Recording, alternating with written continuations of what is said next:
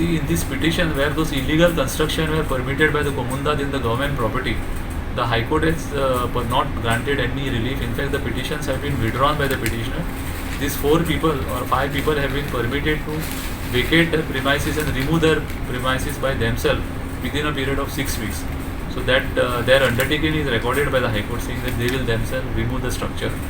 As far as Comunidade office bearers are concerned who have done this illegality and this fraud is committed by the Comunidade office bearers, against them criminal action will be taken.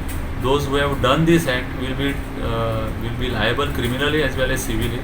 Civil action as well as criminal action will be taken against these office bearers. The High Court has recorded that and the High Court has disposed of this petition. इतले मजगती कम्युनिदादीचो attorney Michael कारास्कोक विचारल्यार तो सांगता कम्युनिदादीच्या जमनीर आशिल्ल्या बेकायदेशीर घरा आड कागाळ केल्या, मात सरकारान अजून कांय एक्शन घेवना. आमी तेन्ना घरां बांदले तेन्ना 4 घरां आसले ते आमी डिमॉलिश केल्या. ते लोकांक सांगना आमी ते जागो एक्वायर केला तितून तुमी बांदपाचें न्हू म्हणून. आतां ते लोकांनी फॉर्सान बांदला एक्वायर केल्या उपरांत. सो आमी गव्हर्मेंटाक सांगलें की एक्वायर केला तेन्ना एकय घर नासलें आनी एक्वायर तुमी केल्या उपरांत मागीर घरां जालें तें. सो आमी म्हणलें डिमॉलिश करपाचें आसा तें आमी तुमी करात, डिमॉलिश केल्यार तुमी जबाबदार, तुमी जागो राखोंक जाय आसलें आनी एक्वायर केलें म्हणून ताका सांगूंक जाय आसलें म्हणून. गव्हर्मेंटान कांय एक्शन घेवंक ना तेन्ना आमी ते कोर्टान घातले.